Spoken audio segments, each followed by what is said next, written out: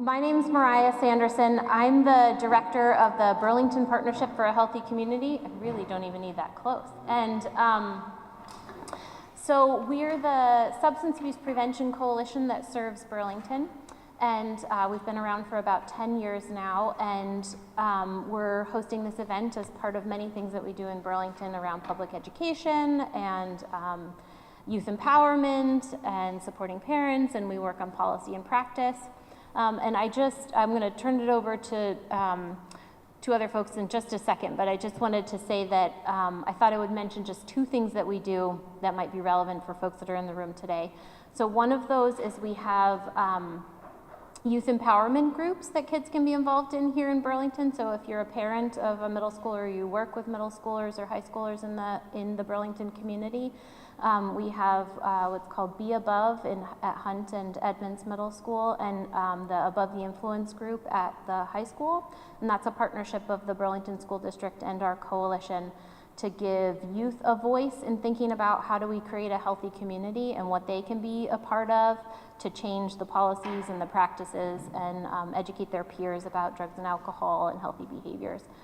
So one of the things we decided was important for our coalition to look at was making sure we know that kids make better choices when they feel like they matter in their community. So this was a place for them to feel like their participation mattered to adults and to others in the community, and to give back. And the other thing I want to mention is we have a new initiative we started called Parent In, and so tonight is kind of a component of Parent In. And it feels really relevant for me now. I'm a parent of almost 11-year-old and a 13-year-old, and I've seen Michael speak a few times before. He's great, but when last few times I saw him speak, my kids were much younger, and now they're hitting that age where it's all becoming more real for me. And one of the things that I'm finding more challenging, so I've been working in the substance abuse field for a long time, in the treatment side and now in prevention. So I know I feel comfortable talking to my kids about drugs and alcohol and about risky behavior, but honestly what's a challenge for me is talking to other parents about the choices, whether knowing, are they gonna make the same kind of choices in their home that I want for my kids? And having those conversations are really uncomfortable.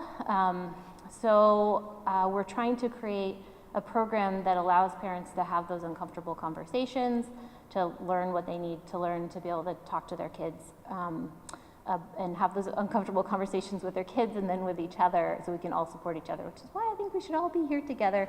And so Emily is our Parent In coordinator, and she's just going to tell you about a couple of things that are involved in that program and how Michael's a part of that tonight.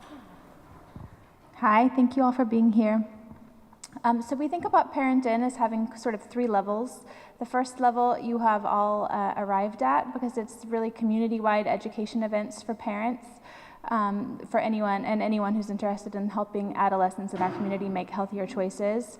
The second level is a little bit deeper engagement, and it's predominantly online, so that includes texts with tips and some fairly frequent emails and online resources to connect parents to local and national resources that can really help support our kids. And all of the tips are really based on adolescent substance abuse prevention best practices, which are bonding, boundaries, and monitoring. And when you get all that information at once, it can be really overwhelming. But as we know, in prevention, there's not one quick fix, right? It's an ongoing process. So the idea of the tips coming weekly, for example, to your phone, is to really kind of remind you to take that time to check in, and that this is an ongoing process, and something we need to keep going on, working on with our kids, and within our families and within our communities. And then the third level is really interesting to me, and it's kind of what Mariah touched on. It's parent meetups. So it's kind of intimate groups, sort of a support group, but really I'm thinking more like a facilitated conversation and dialogue. And I like to think of them as the kind of support group that I had when my son was an infant. And I've lived for those like those play groups, right? You'd go and you say play group, but the babies are all sleeping, but it was your chance to connect with other parents who are going through what you're going through and kind of figure out, is that normal? Or am I doing this right? Or, connect, make recommendations about pediatricians or, other things like that. I found a lot of comfort in them, and I think that we need the same level of support raising adolescents. Now that my son is 13, I realized I don't have anything close to that. I have my friends, he has his friends, we have our separate activities, but I don't ever take time out of my life to really just focus on how I'm parenting him and if I'm succeeding. So I think the parent and meetups, I would highly recommend everyone to try to find make some time to really check in with the community and build those support groups. And the embodiment of the ultimate parent support group is Michael Nerney. He's amazing. I had the pleasure of hearing him last night at CVU, and he's wonderful. He has 30 years experience in the substance abuse prevention and education field. He is the former director of the Training Institute of Narcotic and Drug Research. His particular areas of expertise include psychopharmacology, adolescent chemical dependency, and managing violent incidents. His understanding of adolescent issues is drawn from 12 years' experience as a teacher and a coach at the junior high and high school levels. And he's done all of that while raising 4 children for whom he can thank for his humorous anecdotes that he will share with all of you tonight. And as he reminded me last night, he's also a former adolescent. So he has a lot of wisdom to share with all of us. And I hope you enjoy it as much as I did last night. Thanks so much. Sure, of course. Great. Oh, thanks. Well, I do get to, relive how my kids grew up. They're all off the payroll currently and doing well. But I also go and visit colleges and high schools, 26 colleges, and anywhere from 10 to 30 high schools every year. And I go to spring break every other year. So I go to a little island off the coast of Texas, because if you're going to study drug and alcohol risk-taking behavior, come with me to South Padre Island, coming up in late April, and go to one of the spring breaks where there'll be 200,000 college kids on South Padre Island and me, and I will be the oldest person there by 150 years. And so I spend my time doing 2 things. One is, you have to do some observation, also known as spying on them, but the other is direct conversations. And so often I talk with people about, young people's risks around drug and alcohol, and they're like, well, how do you find out anything? They will tell you everything, or sometimes way more than I want to hear about, if you sort of have 3 implicit promises. One, you're not with the police. I'm not. Now, I'm a researcher. I talk about that right away. That you're not a spy for, Dartmouth admissions or, or Colby admissions, and that you're not going to, rat them out to their parents. And last but not least, that you won't judge them. So when we have that kind of interaction, I hear a ton of things, often distressing things, but I've learned that if you can keep your face neutral, they continue to talk to you. But I'm serious. So I'm at a really good school here in the Northeast, and I have 2 females who are juniors at that college who are saying, we're kind of scared about going home this weekend because our boyfriends, we have been smoking some heroin, but now a friend who's diabetic is giving them some used needles. It's great, and they want to try injecting. And what I want to do is make my face make a horror face and say, what? Let's go talk to them, but we'll stop by my car and get my size 34 Louisville Slugger bat out of the trunk so I can tune them up when we get there, because that is going to put you in this enormous risk. But you can't do that, because if you do, they stop talking. So you have to say, well, I see why I would be afraid to go home this weekend too. Tell me what the things you're afraid of. So then we get to talk about infection and overdose, and that you have 17 square feet of skin that has 6 layers of thickness to keep needles out, and that your veins are in fact surrounded by this tough coating so that things don't get in there and bring in viruses and bacteria. And the end of that, and then I have this picture on my laptop, which I show them. And so if you're open and non-judgmental, and then if you don't do what I do, which is follow them back to the apartment and beat the boys up later, no. But to get them to see the risk without feeling like, they're being judged, they'll talk about everything. And so we always think about these alcohol and drug things as underground. They're not underground, not at all. In fact, a lot of them are almost exuberantly proud of their either prowess in their knowledge of drugs or their incredibly high tolerance that they've developed as 18 and 19-year-olds. So for the most part, while we see these changes in 10, 11, 12, and 13-year-olds, the heavier stuff lies ahead. But listen, on the studies we have nationally with the consumption of alcohol, the first drink for intent, not a celebration at someone's wedding, not a sip of wine that your mom, the intent to get intoxicated, the first drink for that, 28% of the kids in this country take that first drink before the age of 12. So not a third, more than a quarter, but not yet a third. Now that's an astounding number, 28% at 12 years of age or younger. So this is a great time to be looking at what's going to be coming up in this brain. And there's some fascinating things that are going to be coming up in this brain. Let's see here if let me make sure we're on board here.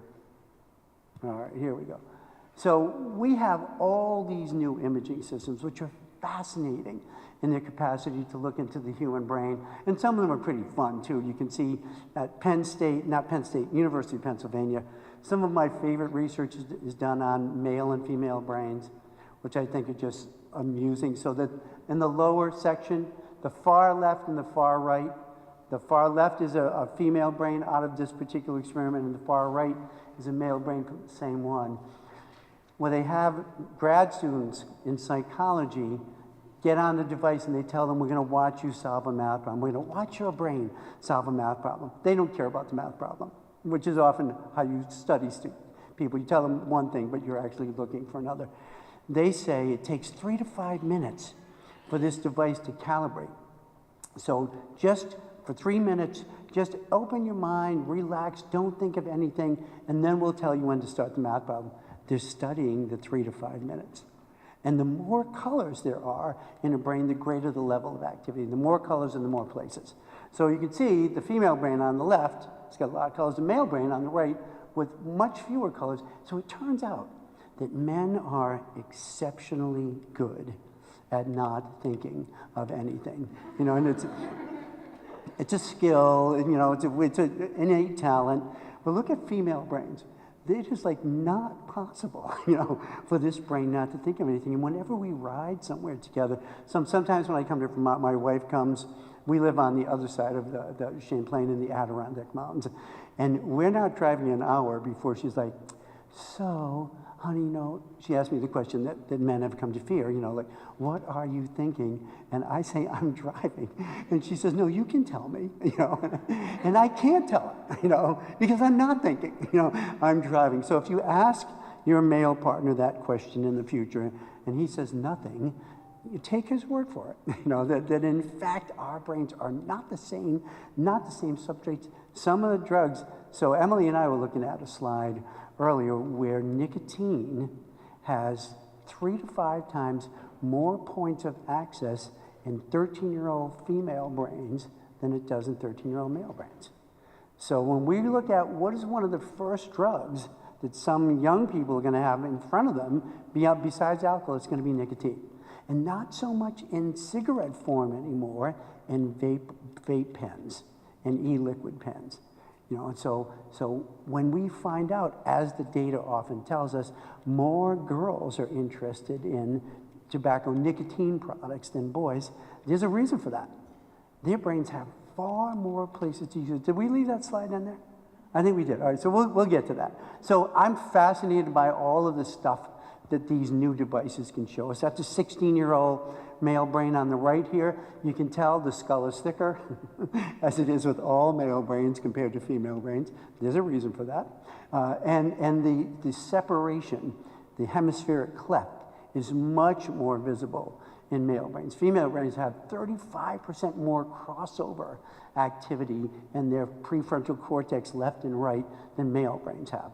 So we don't hear the world the same way, see it the same way, interpret it the same way, or respond the same way. And it doesn't mean that they're all dramatically different, 96.4% of them is almost identical, but the parts that are different make substantial outcome changes. So when we look at how you interpret the world, how you respond to that, what drugs do, what risks are out there, we see a lot of interesting things. So who is at risk? Well, the gene code plays a role. So we know now in 1992, a researcher named Kenneth Blum said he found the gene for alcoholism, but in fact he didn't. No one could replicate his work. He couldn't replicate his work at a later time. So there was some anomaly that happened that made him think he had discovered this.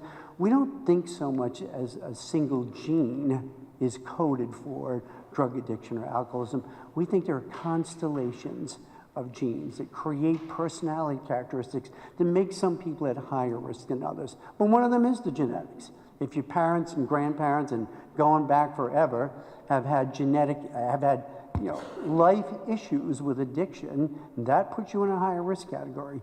I'll talk a little bit more about that in a moment. We know the environment plays a role. So is it a family that role models that whenever we're upset, angry, in conflict, or under stress, we turn to drugs or alcohol to ease that, to medicate for those feelings, then that's a clear and early set of role modeling for kids. We know that when you have parties where people drink to excess, in my own town, I have an argument with our town supervisor in public because it's graduation time and he recommends that people don't drive drunk on the road after the graduation parties, but do what he and his wife are doing, which is to have their senior daughter who's graduating be their driver because their intention is to get intoxicated.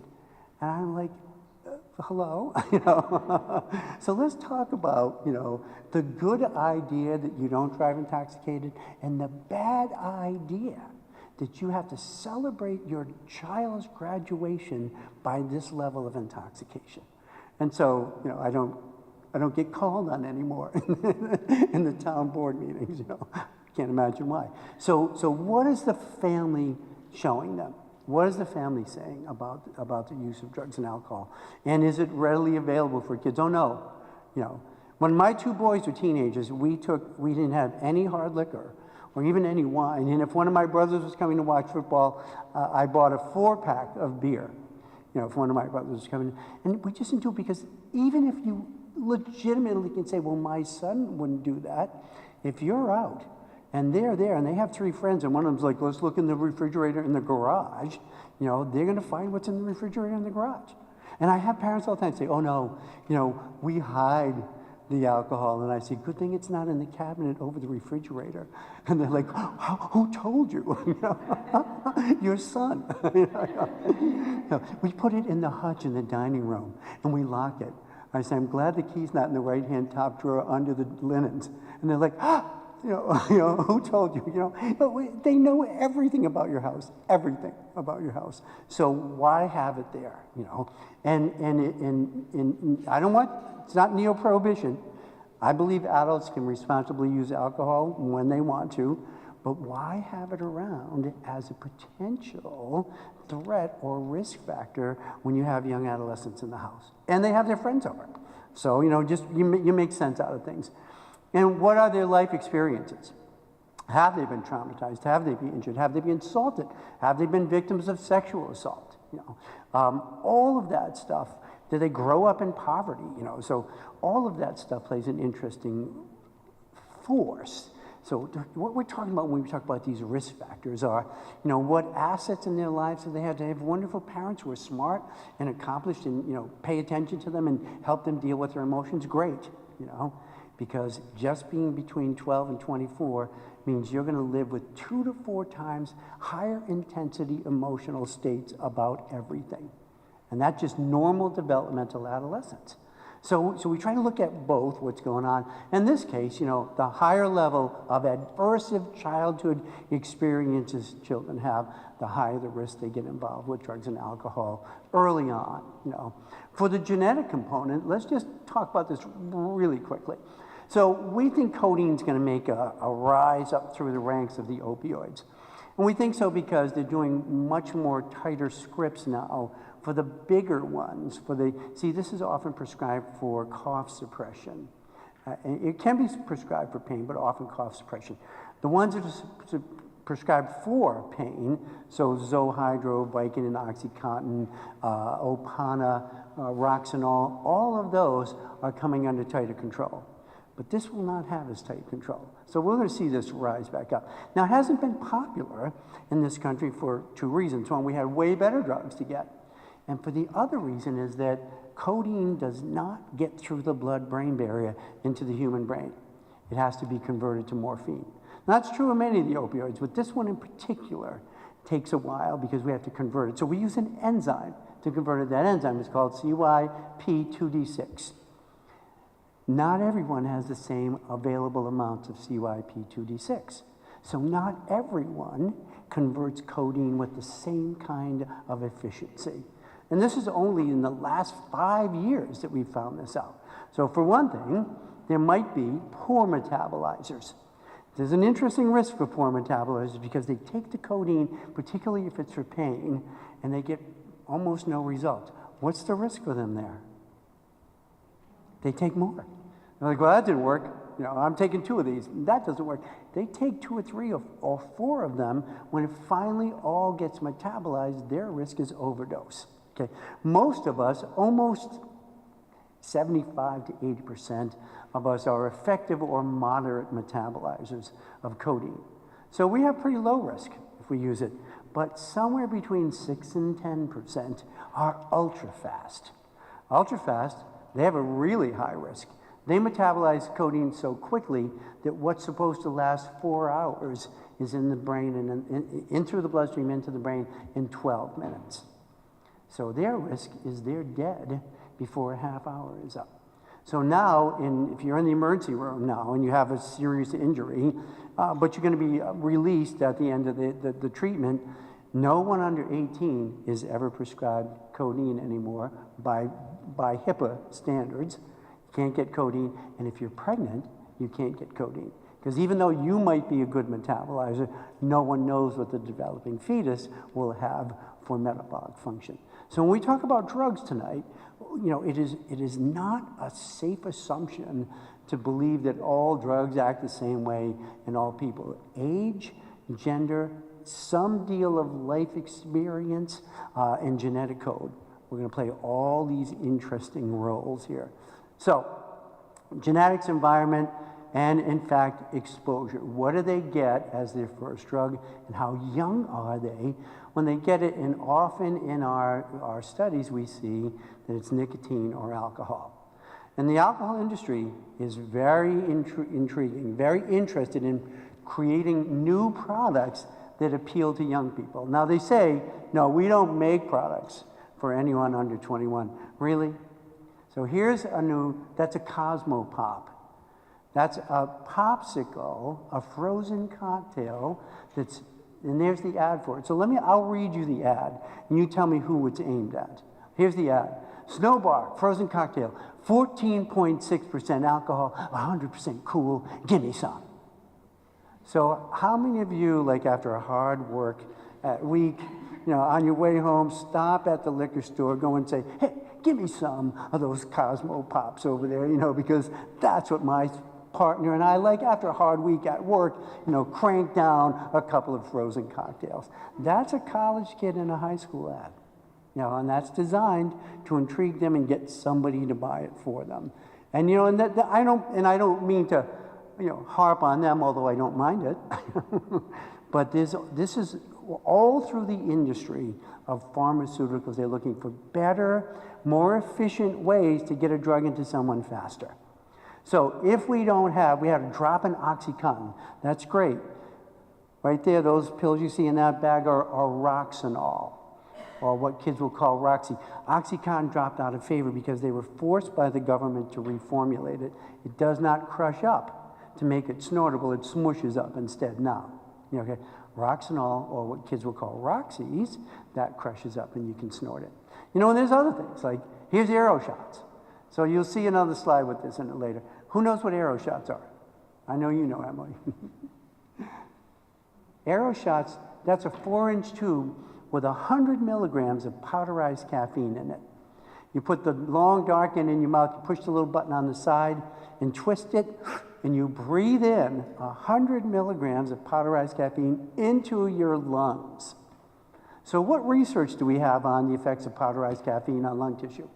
Oh, that would be none, and yet they can sell it, And now those of you who know caffeine will think, well, like, my God, how bitter that might taste. Well, don't worry. The arrow shot manufacturers put stevia in it, so there's no bitter aftertaste, and it's sugar-free, So this is an interesting industry. Caffeine in your lungs melts down in maybe 46, 47 seconds, is transported, picked up through the alveoli into your brain in under a minute. This is way faster than waiting in that Starbucks line, and drinking your coffee on your way to work. And I'm talking, and this is completely legal. There are no restrictions on caffeine except that you mention the dose. You have to mention the dose on the product. And I'm talking to middle schoolers who are doing 2 or 3 of these in the morning before they go into school. Okay, so it's so interesting. You buy them online. Okay, it's for my science project. So it's really interesting. That is Cloud 9. Cloud 9 is synthetic cannabinoid in a heavy oil that you can dab. You guys have heard of dabbing now, how people are dropping this heavy liquid into vaporizers and smoking it. That's 200 to 300 times more powerful than organic marijuana, the resin or the oil from organic marijuana. So all of this is new research that came out of the West since Colorado and other states have legalized recreational marijuana.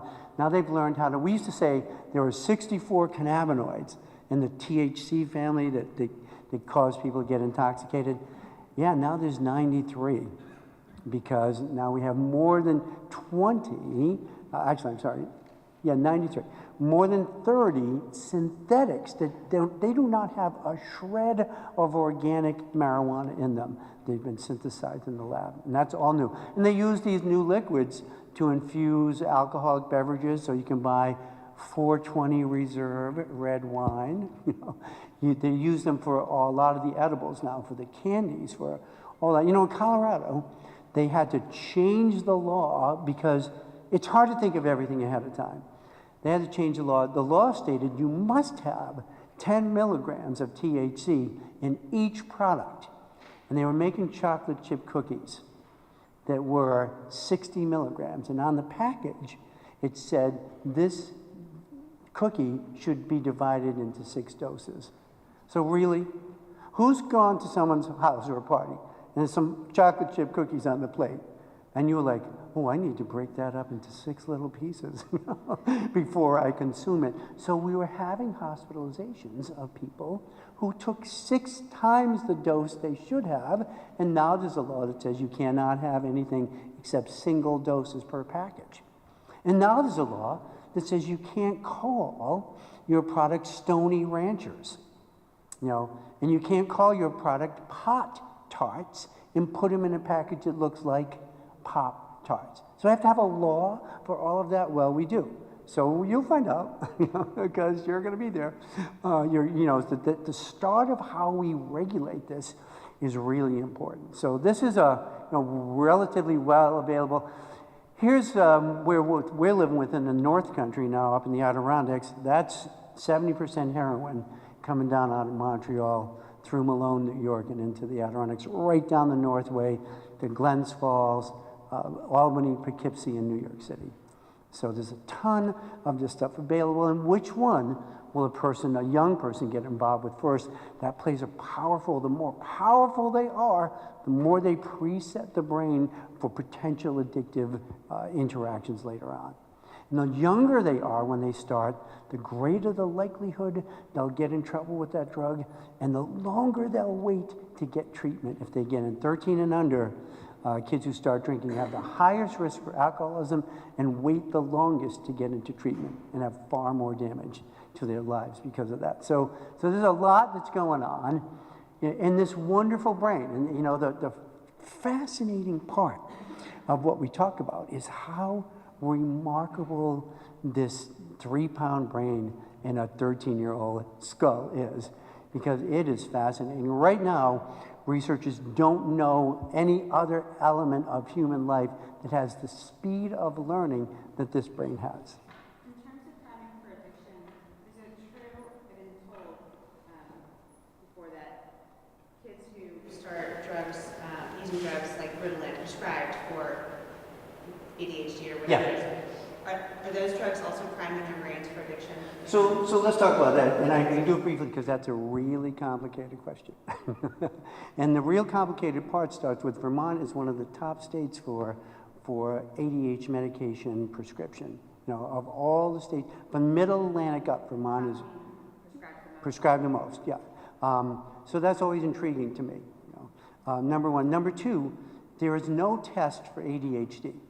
And often pediatricians or general practitioners are not trained adequately to actually diagnose it. And I don't know if you know this, you need a consultation with a doctor for a prescription, not an actual visit. So there are school districts in which the leadership team for social services with the assistant principal calls the doctor. And the doctor says, I think that's ADHD, and they recommend to the parent that the child get a medication. No visit. So I will tell you that I'm completely against that. As the president of our school board, I had an unbelievable fight with our town doctor when I started looking at IEPs and seeing the term presumptive ADHD in the kid's IEP with no visit. There's no such diagnosis as presumptive ADHD. So do your job, spend some time, determine whether or not the criteria is legitimate before you give the script. We know 3 out of 5 kids who are written the script, they have other co-founding variables. It could mean it's sleep disorders, a chaotic home environment, emotional distresses that are not ADHD, all of which interfere with their ability to attend and control their impulses in school. So on A, we got to straighten out prescribing. Listen, I can't go too far down this road, okay? But so the December study is on boys. So anybody have one in Vermont? What's the age before you can go to kindergarten? You have to be the date. You have to be 6 or 7 or 6 before this day. September 1. Okay, so in the state of New York, where the study was done, it's December 1. Okay. My daughter was later than that, so she didn't get to go.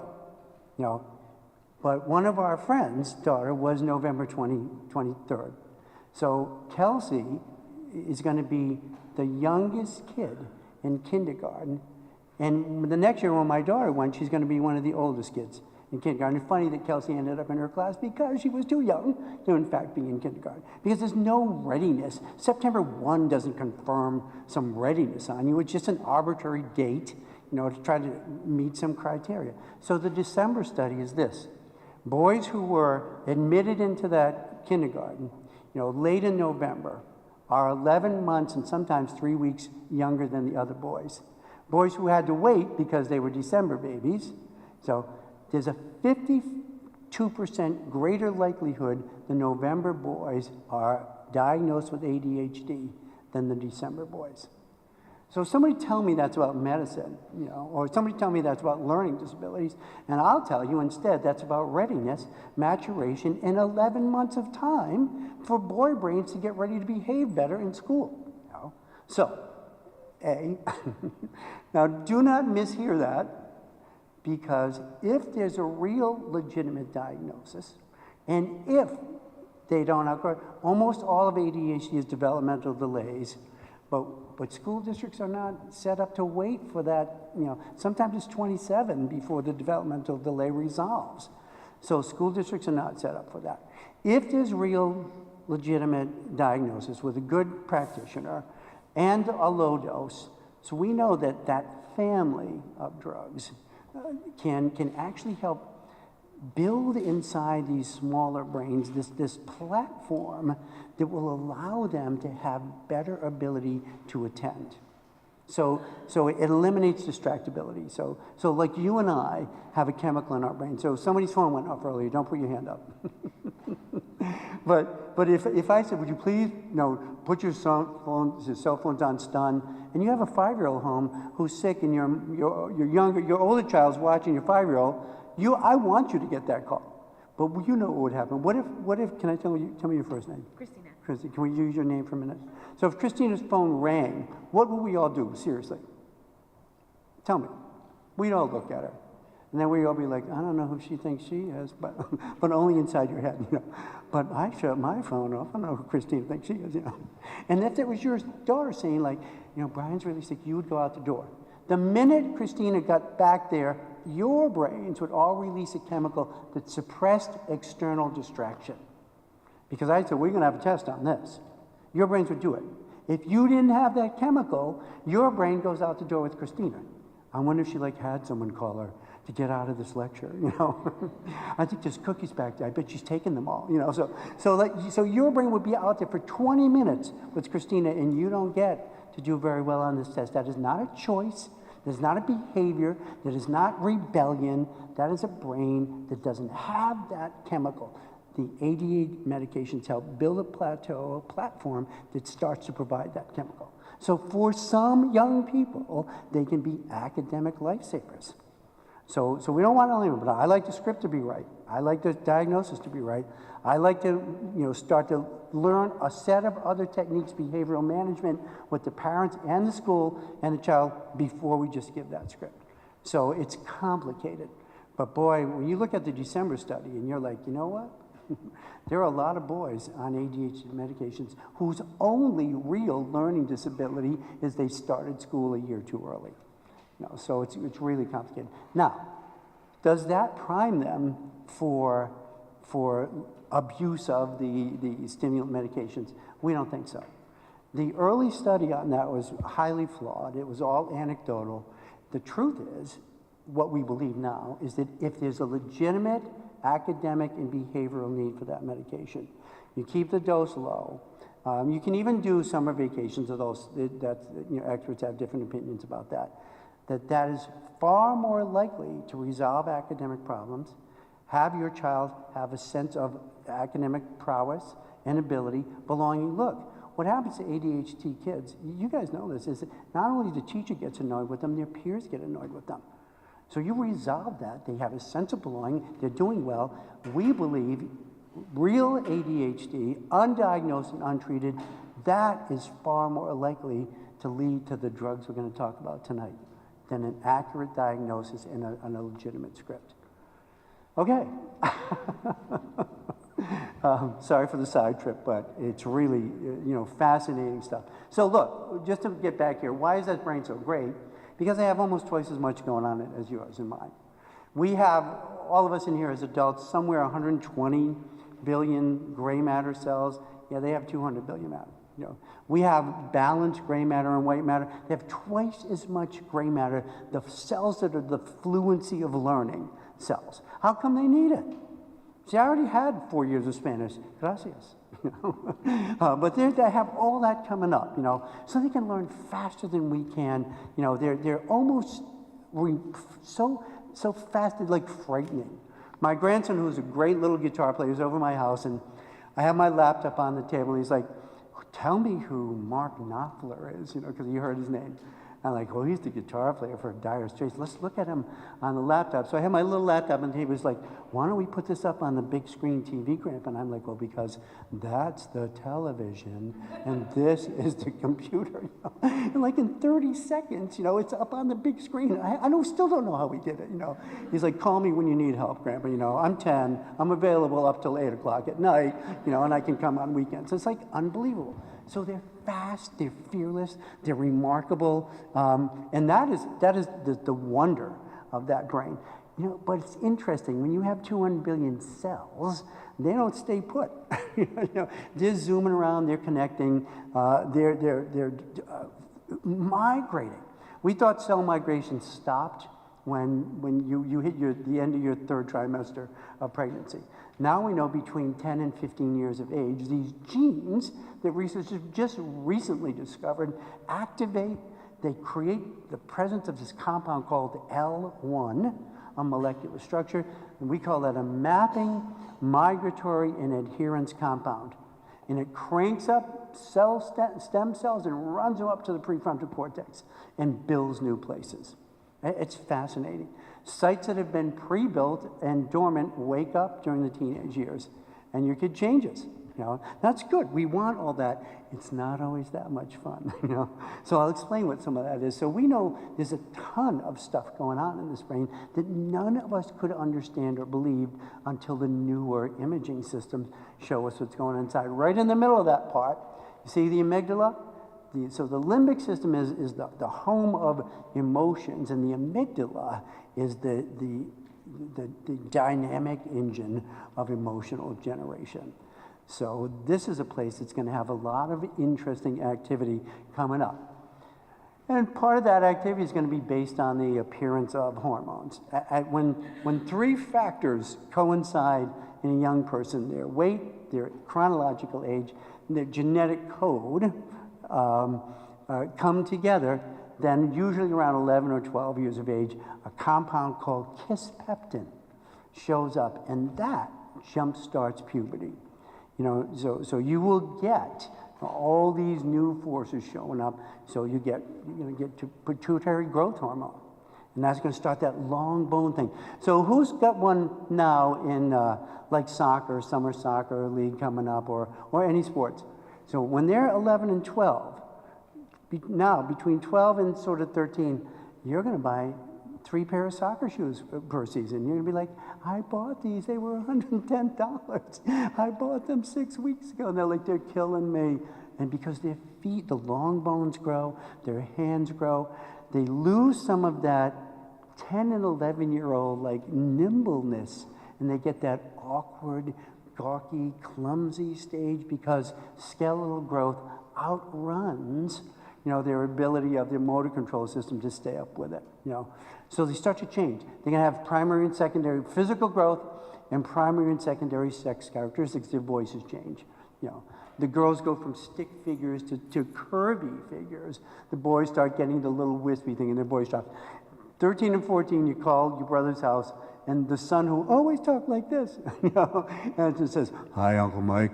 Dad's out in the garage." And I'm like, thank you, you know. So they all of that stuff changes, and that's great, you know. The changes also rewire some of the stuff going on in the brain. So here's a fascinating set of studies out of University of Pennsylvania. So remember I mentioned that synaptic cleft in the boys?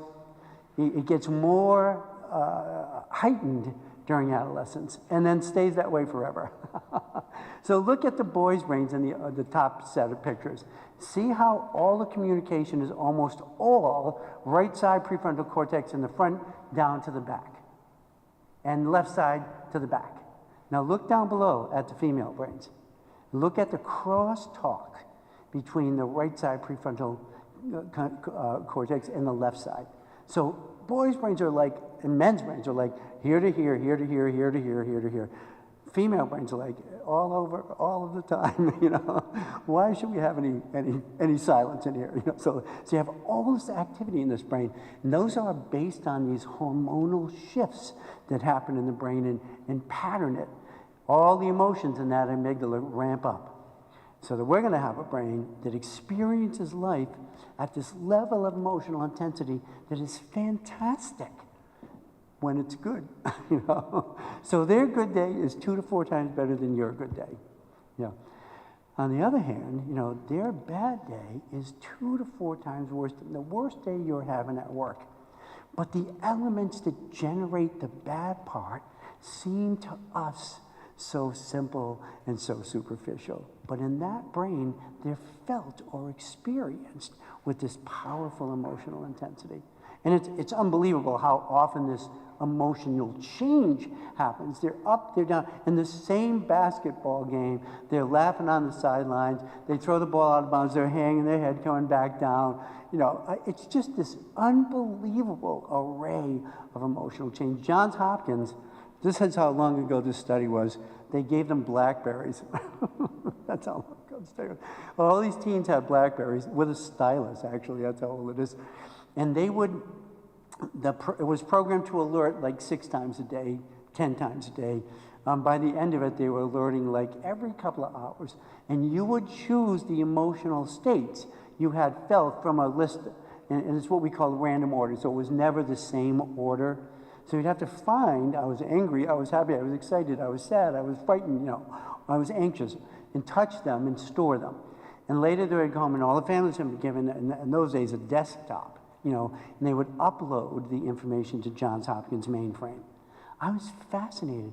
There are kids who would have 24 separate emotional states in one school day. 24. Now, it wouldn't be 24 completely different emotions, but they would be anxious 4 times, you know, and they would be this and that. I was astounded by that. We have stable emotional adult brains. I haven't had 24 separate emotional states, you know, in the last 5 years, you know, and they have them in one day. So this is a ton of powerful emotions. There are no indicators that girls have more emotions or more intense emotions than boys. They just have emotions about different stuff. So my boys both played sports. I have 4 kids, 2 boys, 2 girls. The boys played sports. If they lost a game, my son Matt was a pitcher, you know, and one game I'm there, and it's 52 miles away from our home school, and he throws a pitch that he wished he got back, and they were ahead 2-1, but they had 2 kids on base. The kid hits it out of the park. They win with a walk-off home run, you know, 3-2. And the coach has to send me out to the outfield where he's walked to watch where the ball went as everybody else is on the bus waiting to come home. And he's like, why did the catcher call that pitch? Why did I throw it? You know, I'm like, let's go, you know, we got to get on the bus. I'm walking home. You're not walking home. But that night I actually had to drive him home because he wasn't getting on the bus. I was like, unbelievable. Both daughters played sports. They would call me up from on a away basketball game and say, Dad, we're going to be late because we're going to stop at McDonald's on the way home, and Coach is going to let us do this. And I was like, who won the game? I'd say, Colleen, who won the game? She'd like, hang on, Dad. Chelsea, who won the game? You know? I'd say, did you play? She said, yeah. She said, they did that. I mean, what's the score? Chelsea, what was the score? You know, like, so when she was playing, she loved playing, but that was over. But if her girlfriend the boyfriend at the end of the game said, you know, we're done, you know, then it was like all the texting all the way home, you know, like, drive by Ryan's house, we'll throw our sneakers through his living room window, you know, I mean, like, you know, this enormous emotional. So one real important thing, and this leads to the risk-taking, is almost 48% of the kids in some way or other tell us that they often use drugs to medicate for their feelings. So nearly half of them are saying, my feelings are out of control. I don't know what to do with them. I don't have any role modeling or support at home or in my life. Even if it's available, they often don't seek it out. And so I am going to suppress, change, or mitigate those emotions with drugs, alcohol, nicotine, with this. And they work, of course. Now, you'll pay for it, but they work. So when we talk about emotions, kids are chock full of them and often feel that the adult world disregards, denigrates, or in some cases denies them. So kids tell me they go home and say, I told my mom, you know, I hate the chemistry teacher. And she said, no, you don't, honey. She said, but I do. Go ahead. Go ahead. Would you like the mic? No. So when I was an adolescent, I started writing in a journal at age like 11. And my grandmother told me to write in it every day. Yes. So I did. Grandmother told Until I you, was write in like a journal every day. 22. Yeah. And so the best parenting thing I could have done was pick that up. Yes. When my daughter went to high school. Yeah. And I don't even know who that, you know, it's like, Who it was just that really girl? a good exercise. And to Yeah, have it yeah. all written down. Yeah, yeah. Like all of it. Yeah. My point. Day after day after day. So we're going to talk about So appearance. it's fascinating. We're going to talk about appearance in a couple of minutes. My mom yeah. used to write down the outfit she wore Yeah. every day. And when I was in high school, I would have put clothes on from the dumpster, you know, if it were more readily available. And I would say, why did, because she showed me one time, I'm like, why did you write down? She said, well, you know, what if I wore the same clothes? So she had 2 weeks. She said, I couldn't wear the same clothes in a week. And I'm like, oh. So I'm like, who would notice? And she's like, well, everyone. You know? So looking back at, because once we're grown up, it's so hard to remember that. So they say, I hate my chemistry teacher. We say, no, you don't. Yeah, she does. And she hates them with 2 to 4 times more intensity than we could. A way better response is, tell me what's happening in chemistry class that's driving this powerful emotion. Maybe we can figure out a way to get around that, you know. So, but we often, you know, because that's not a nice emotion, you know. Or they tell us something, they're heartbroken because their best friend forever and ever for life and after life, you know, was mean to them. And inside your head, you're saying like, man, if that was the problem I had to deal with at work today, you know, instead of the budget cuts, you know, it's going to mean we lay off people. I would be so happy to be in your life. You cannot say that.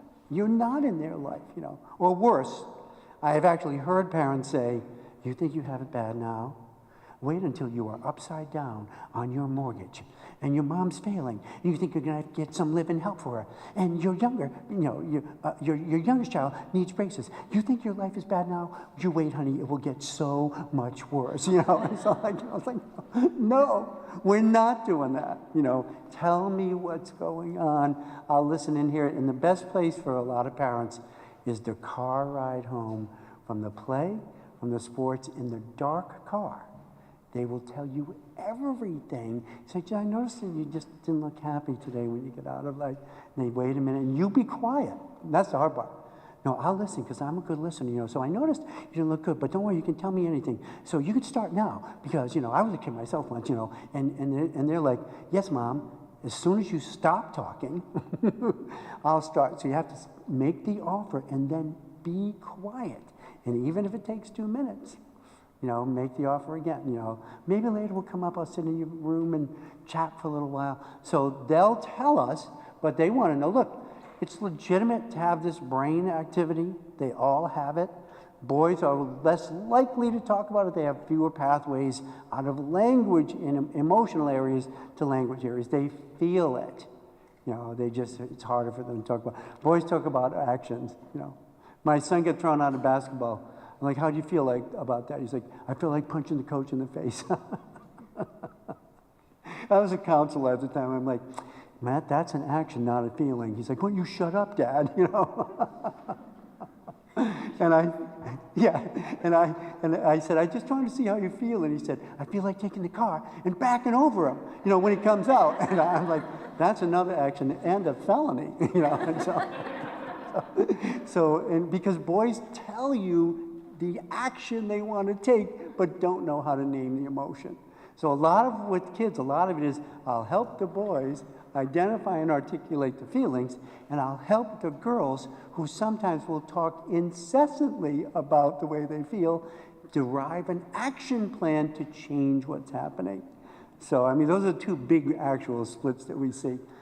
So, you know, here's another really interesting risk factor right here.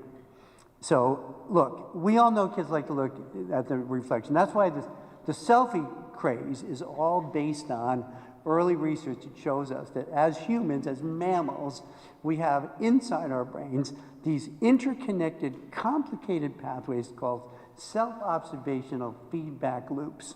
What do I think about the way I look, and how do I feel about the way I look?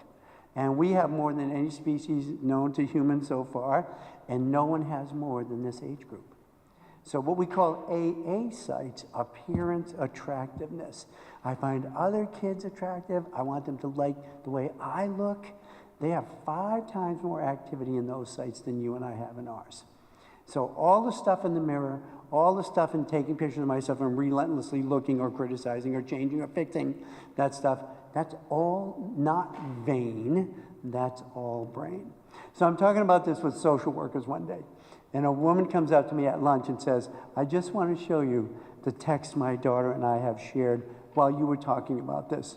The daughter sends her a text, had our soccer pictures taken. They're all in front of the goalie net with the ball. The mom like, oh, that's a great picture. The daughter goes like, no, I want another one. And the mom's like, no, it looks great. The daughter's like, the wind was blowing my hair. The mom says, but you can, it's hardly noticeable. It's a wonderful picture. The kid texts back in all caps, can you not see my hair? Exclamation point, exclamation point. So it's like, this is like a normal, real thing. And that's great because they take care of how they look. Now, there's some interesting risk here because they can choose the risk because they can be like, you know what? I'm going to get this tattoo, or I'm going to get this stud, or I'm going to get this hair dyed purple, or I'm going to get this. And they're in charge of that risk, and they have it as not some kind of, rebelliousness.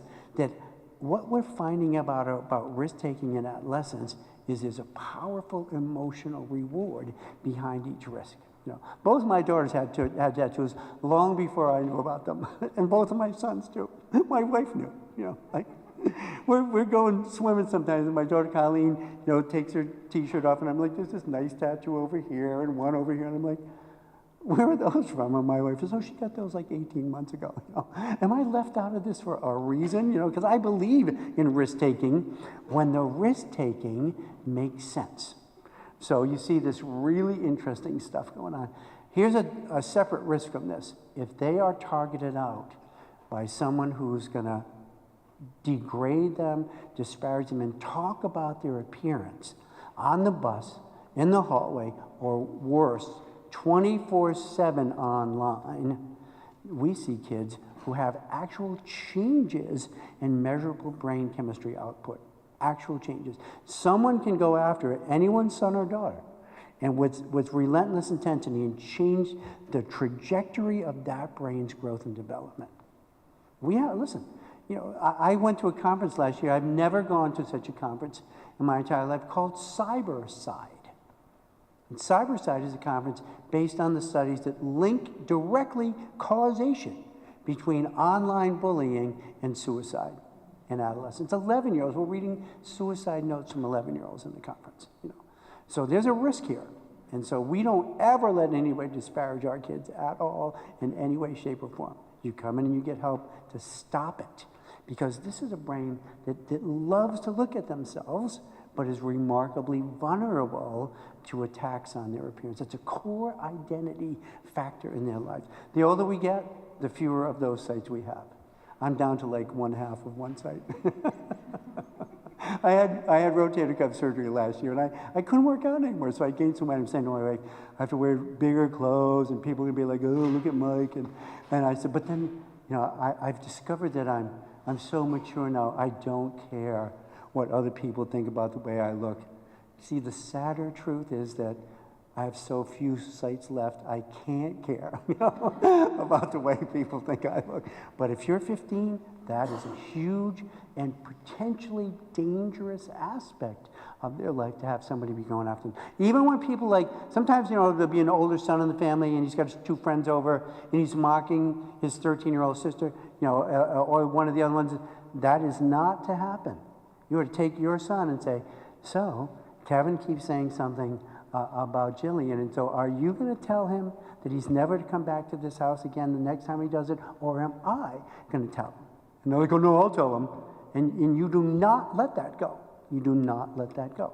None of those, I did it as a joke, ever rubs out the change in the chemistry that happens when kids are, particularly if they're relentlessly attacked.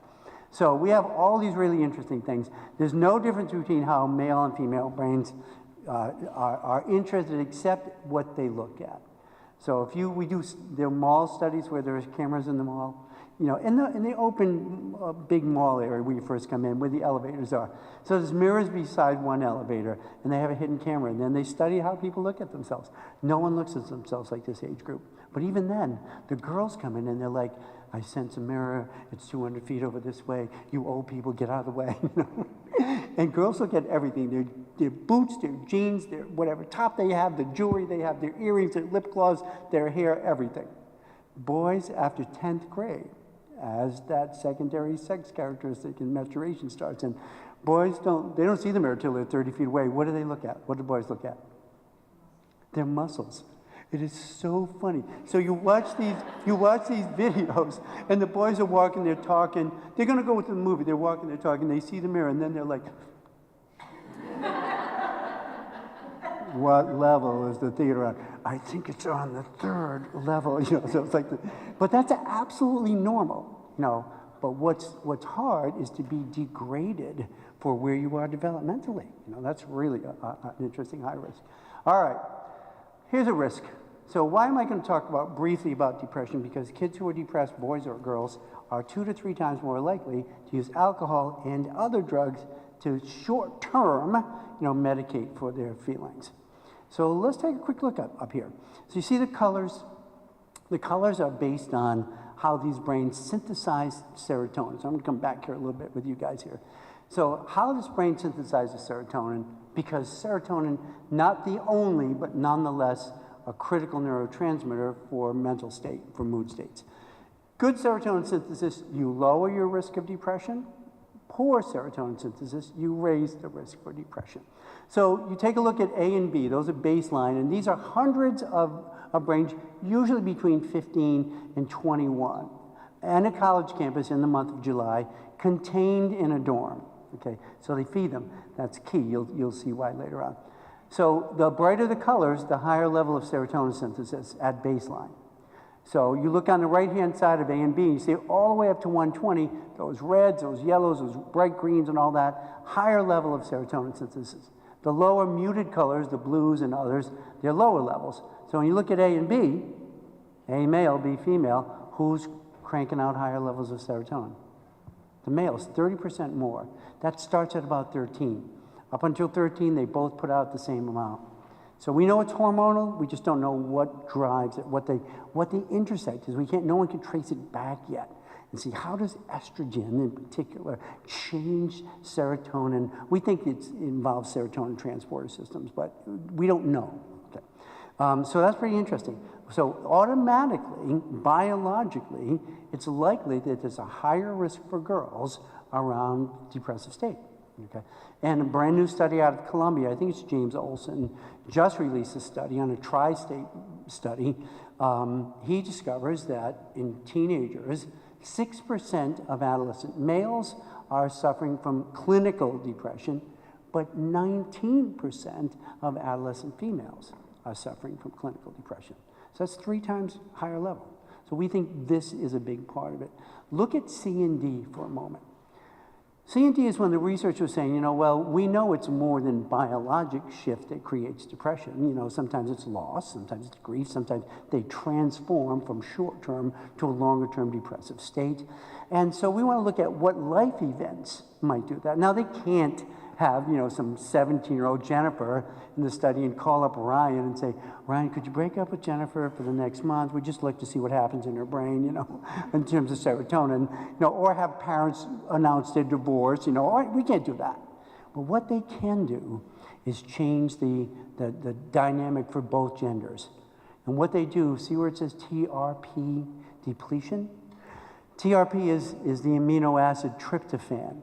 So it's an essential precursor for the production of serotonin. We don't make it internally, we have to get it from a food source. So later on, not now, go home, Google tryptophan-bearing foods and feed that exclusively to your daughters for the next 15 years, you know. I'm not kidding.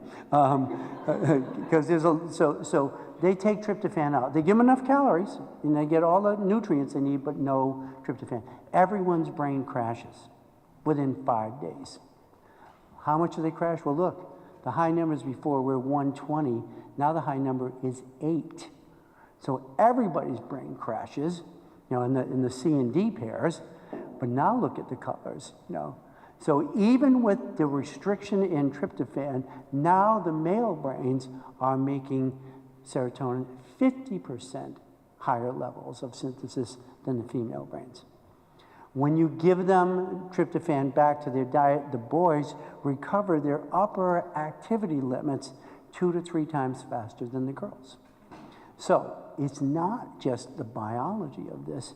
Is one of the girls in your family or your daughter's best friend struggling with the chaos of divorce that's coming up, or failed geometry and now can't play soccer, which she loves to play more than anything, or the boyfriend-girlfriend breakup? Is that happening in some young female's life, and does it put them at higher risk for longer-term depressive affect? Yes, it does. So a lot of times girls are like, well, she's just so moody. That may not be moody, and the only way we find out is you come here is a good place because of the social workers, the school psychologists, and the counselors to have an evaluation or at least an inquiry into, here's what I see going on with my daughter. I'd like some information, some help, and even some evaluation from you, because there's ways to fix this. We know better sleep is a way, but it's tough because they're awake at 4 o'clock in the morning staring out into the dark backyard. We know better food will fix it, but they don't have much of an appetite. We know exercise will fix it, but you try to get someone who's suffering depression to exercise, that's hard work. And we know medications, antidepressants, that are SSRIs, selective serotonin reuptake inhibitors, are likely to rebalance this brain. So you have a ton of really interesting information here, because if we don't treat it, we know that in fact they're far more likely, 2 to 3 times more likely, to find drugs and alcohol as the way to treat this. Doesn't fix it, it just suppresses the intensity of the emotion. If you have boys don't show depression the same way at all. We think they're underreported. And for boys, the treatment is not going to be the same. So we know that if boys are generally, even when they're depressed, not serotonin deficient, what would not work for them? A medication that is an SSRI, except that's almost always what they get prescribed. So if you have a son and he's just struggling with depression, you should be talking to your psychiatrist and saying, I read an article called A Different Shade of Blue. When you look for it, put / emotions or psychology, otherwise you're going to get stuff about Monet and the Garden of Giverny, and the cobalt he was using. You look that up and you say, I find it, and you have to be careful with it, because I've found that there's nothing that a psychiatrist likes better than a layperson coming in to explain why, in fact, your prescribing is perhaps inaccurate. But you can talk about what we found as gender differences, in that my son isn't responding to this SRI, maybe an SDRI or an SNRI or a combination. You'll find these. This National Institute of Mental Health has a wonderful article now called Real Men, Real Depression, a monograph that you can download that talks about all of this stuff. Isn't part of the reason why we're most likely prescribed SSRIs because the side effects of taking somebody off of the other options is more intense? What side effects are you thinking about? Or what other options are you thinking about? Well, like an SNRI or an SDRI. Well, actually, no. It's the main reason. There's more SSRIs. Than there's 18 of them than any other category, and they have far more success. Their detail people have been far more successful at convincing GPs, pediatricians, and psychiatrists that select theirs first. But there's no indication that there's a great indication that they're not particularly helpful for males at all. And even for females, they have 2 side effects that are highly problematic. So one is, for adult females, one is reduced sexuality, reduced interest in activity and process sexually, and weight gain. Okay, so you're not as depressed from your biologic deficiency of serotonin, but now you have these 2 other issues. So we like it short term, we like it 6 to 8 months out, we like the other things that you read Aaron Beck's work, and he wants to see diet, better food selections, exercise, talk therapy, and if necessary, an SSRI. And then you keep the other three longer than you keep the SSRI. 6 months, you start to titrate that down and out. So you cannot quit them abruptly, and so you have to be careful with them. But but I would much rather, listen, I don't know if anybody knows this. Has anybody seen the data on the rates of adolescent suicide? It's gone up by a factor of 6 in the last 15 years. All this better world, all this online help, all this understanding of adolescent psychology, all this medication gone up by a factor of 6 in the last 15 years. So we're not getting to them, and we're not reaching them, and we're not, it is not helpful to write a script for someone and say, there, you're taken care of. Change your diet, change your sleep patterns, change your exercise, and get talk therapy. All of those will work, and we would like those continued longer than the medication. You can come and get it, I don't know where it went. Oh, it is, all right. So this is really, for me, an important thing to understand about you, both males and females, but the girls at higher risk. Other quick comments or questions? I want to move on from that.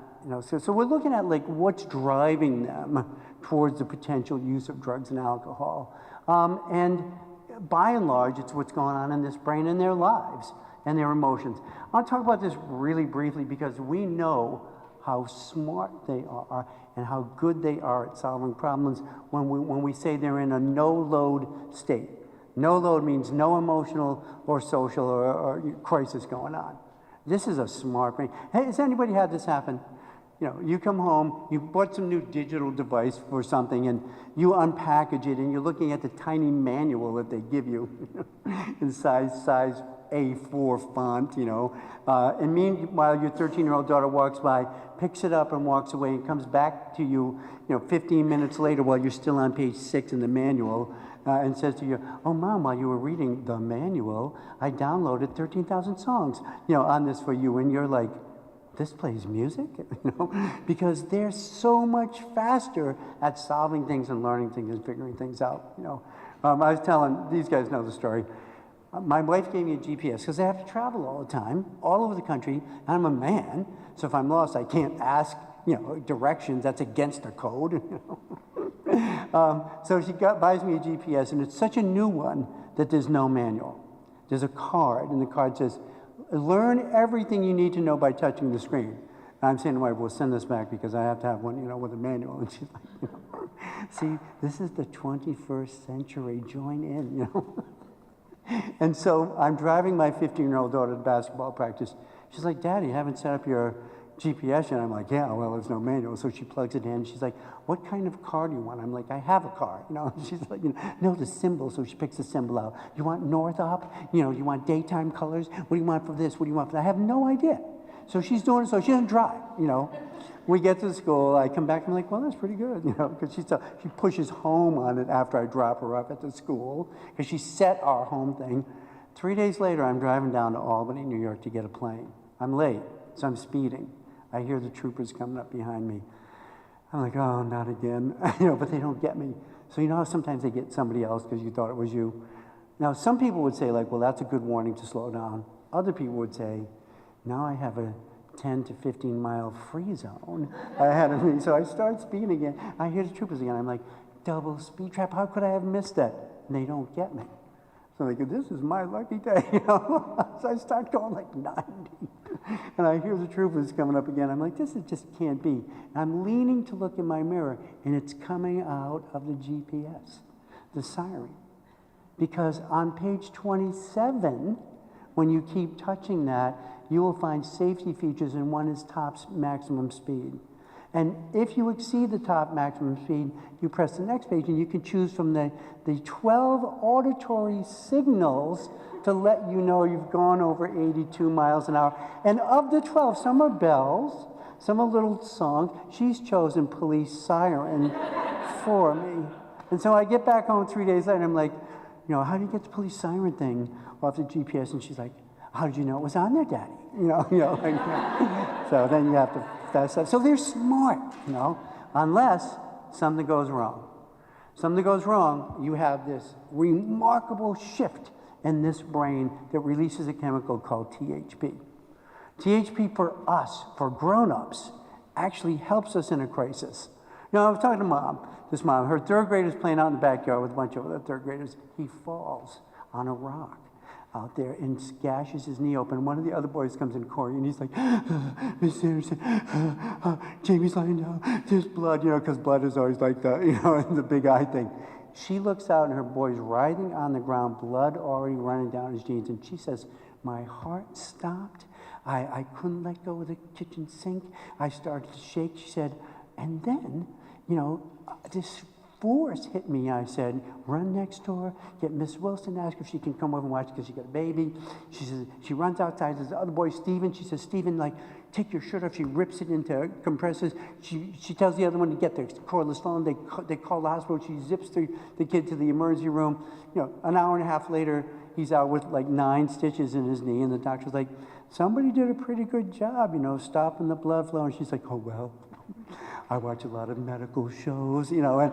But here's what happens. We have an emergency. Our brain releases this chemical. It increases blood flow to the prefrontal cortex and decreases anxiety.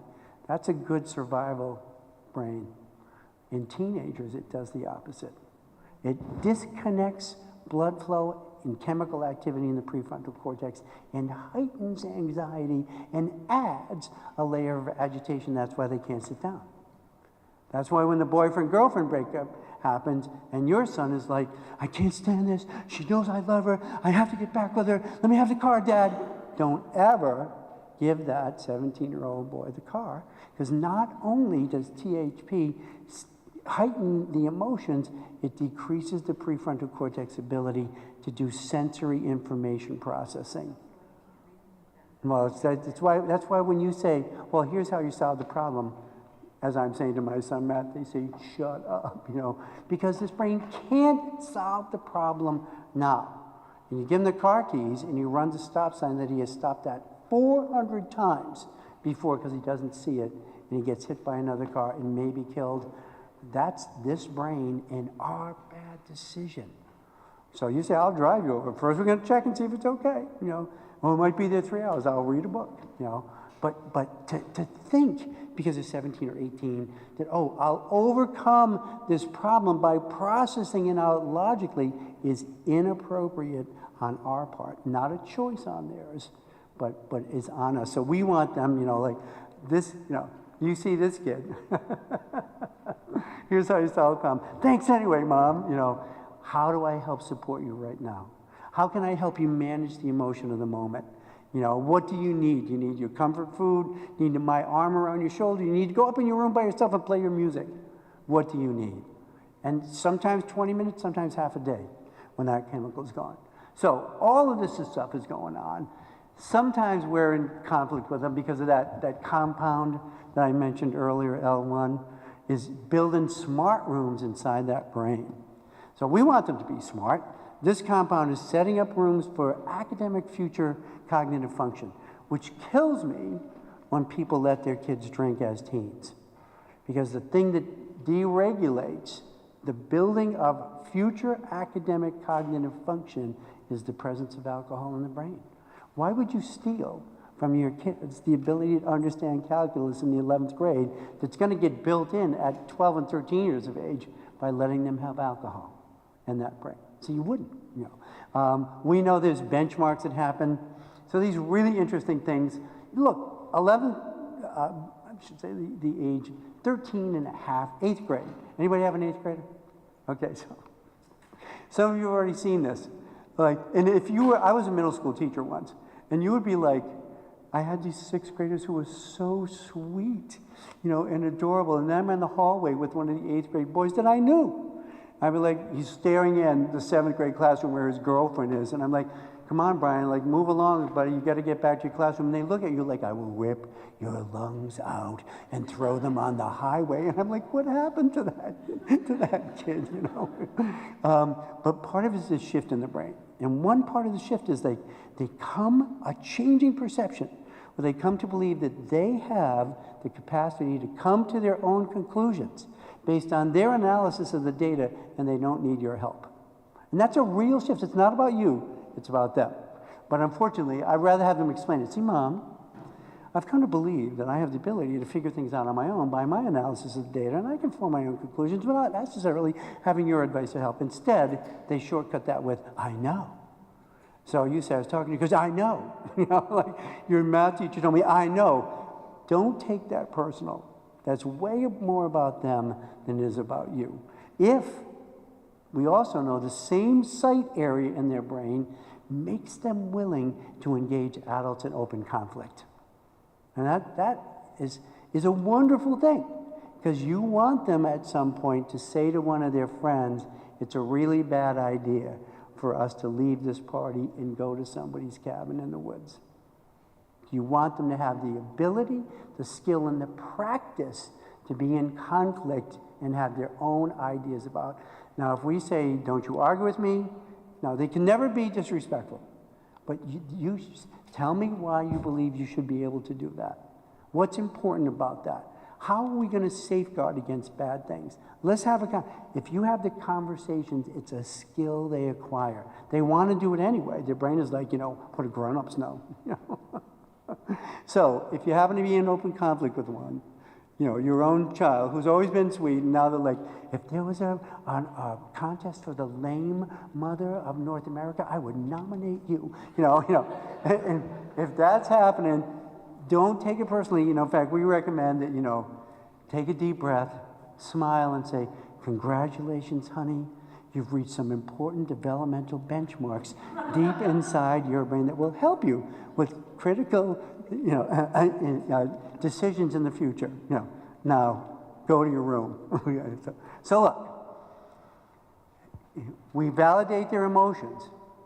We limit our judgment on them when we talk with them. We don't ask them they don't have to give you the reason for stuff. Tell me what's behind your feeling about that. In a conversation with them, every time I put this kid's picture up, I'm happy to announce that is not either one of my daughters. Because that is a hard face. That kid is an unhappy kid. She's mad at her parents, actually. So we talk about, okay, not that, but this. Not now, but 3 months from now or something. So it's way better to be looking forward, finding out. So my kids who would want to go to parties, they didn't get to go to a lot of parties. They had to have 2 friends who both they and I considered bomb-proof about not using drugs or alcohol to go with them. And they could never go to the whole party. So the party's from like 7 till 2 o'clock in the morning. They could go from 8:30 to 11:30 or maybe 12 by the time they were in 11th grade. Never the whole night. So you can always figure out stuff, by working with them. So what do we know? A ton of the drugs are about the emotions. Get a high from the drug and besides the dopamine release and reward sites, turn down the things like anxiety, depression, fear, rage, resentment. All of that stuff can be turned down by drugs. None of it is forever. And in fact, as the drug clears, you have higher intensity of the negative emotions and lower euphoria or dysphoria. So a lot of them figured out that, the way to treat this, the secondary effect where I'm more miserable and less happy, take the drug again. Which gets them involved in that pattern over and over again. Here, just a quick thing. Not every drug works the same in every brain. The lighted colors show liquid nicotine, getting in and changing receptor sites in the brain. There's 3 female brains matched up with 3 male brains down below. And this is research you can see over and over again. For the same E-nicotine hits, 2 hits, the left female brain and the left male brain, the lighted colors, look at the difference. 3 little lighted sites in the male, 15 in the female. 5 hits on E-liquid in the middle pair. Now there's 1, 2, 3, 4, maybe 5 in the male brain. There's 21 in the female brain. And what are they? Their sites in the last one is, a full dose. 26 in the female and 6 or 7 in the male. And what are they? Euphoria, dopamine activity, more for females than males. Life is better. Reduction of anxiety, more for females than males. Suppression of appetite, far more for females than males. And increased metabolic rate. Hey, what's increased metabolic rate plus suppression of appetite look like? It looks like weight loss. You know, so with all the focus on girls and their growth and their development and the 0 sizes that you can buy for dresses and the magazine covers that are coming. What's coming up right now, particularly in women's magazines? Swimsuit season. You know, all of that relentless digitized perfection. Not real, but digitized, that's what they're going to be seeing. You know, to go through puberty, you need to kickstart puberty and get that kisspeptin in. As girls need 26% body fat. What's the percentage of body fat on the models on those covers? 10 to 12%. No. So teenage girls need double the amount of body fat to kickstart puberty, but what they're seeing as female perfection is half of that. You know, so they have a ton. So what would girls be anxious about? I don't know. You know. You have a Me Too movement, you know. So here's what life is like in this country. We have to have a movement to help girls stay safe from sexual assault. What would they be anxious about? Who knows? Suppression of appetite, increased metabolic rate, mild euphoria, you know, and lower anxiety. Why are more girls likely to get involved with nicotine products than young boys are? Here's why. You know, so a lot of this is about like, give me the drug, you know. But a quick thing on this. It is not just medicating for feelings. New research shows us that another path in is risk-taking. So it turns out risk-taking is far less about deviance, rebellion, teenage delinquency, and far more about some evolutionary process by around 13 years of age in all cross-cultural studies in industrialized countries. You know, we see risk-taking start at 13. For me, it's been both of my teenage daughters and my sons, but for my teenage daughters, it was really interesting. You have to drive down to the mall in Glens Falls an hour away and pick them up where they're being held by mall security because they went down with 2 other girls and another family, and one of them was shoplifting. So they won't release my daughter to the family, so I got to go pick her up. And on the long ride home, I say, why, to 2 girls, 10 years apart, 8 years apart, I think. I say, why didn't you just give Carly the $8 for that lip gloss? You had plenty of money. And she says, Carly had a lot more money than I have. It's not the money, it's the emotional reward and new sites of activity in this brain. Higher levels of emotional reward for taking higher risks. It's fascinating. You know? And anybody in here who's had a college friend come to visit, who you went to high school with, and then you went to college with, and now you're all grown-ups, and they're like, I'm in the neighborhood for 2 days at a conference. I thought I'd come over. Maybe we could have dinner. And you're like, oh, I would love that. Yeah, so if you say anything to my 12-year-old daughter about what we used to do, I will choke you out on the floor of the dining room, you know, because you did stuff like that, not because you were bad, because your brain found it emotionally exciting. And then when kids are in the presence of peers they like and admire, that risk-taking goes up. Even when they know it's against your values, it's against their values. But the emotional excitement and reward and the status of being with the group who did it just ratchets it up. Boys and girls both take high-level risk. Boys more in the physical world, girls more in the social, emotional, relationship world. That's why they're texting inappropriate pictures of themselves. You know? The boys are doing that now, too. So, you know, it's a lot of it is with the friends, you know, and a lot of it's what they see. So you guys know the Tide Pod Challenge? Yeah, so let's bite into Tide Pods, okay? And put it on Instagram and show it to other kids so they can do it. You'll see cereal bowls filled with milk and 30 Tide Pods that they're eating with spoons. Now, they don't eat them, but they bite into them and they spit it out, you know, like, why? You know, well, because somebody did it on, you know, Miley Cyrus did it, or somebody else did, or this Instagram pictures of all the parties, and you know, and all the activity. Who knows the Kylie Jenner challenge? Oh, so you guys have to go home and get a little cup and hold it up to your mouth, around your lips, and suck in as hard as you can until it stops the blood flow out, not in, so that your lips get like full and voluptuous like Kylie's are. Okay. So you have that look over there, or that look, or this look, this young guy. So what happens? They repeatedly do it, and they damage vasculation. So it doesn't drain at all. So they lose feeling. So they have a split like this guy has, so they get an infection.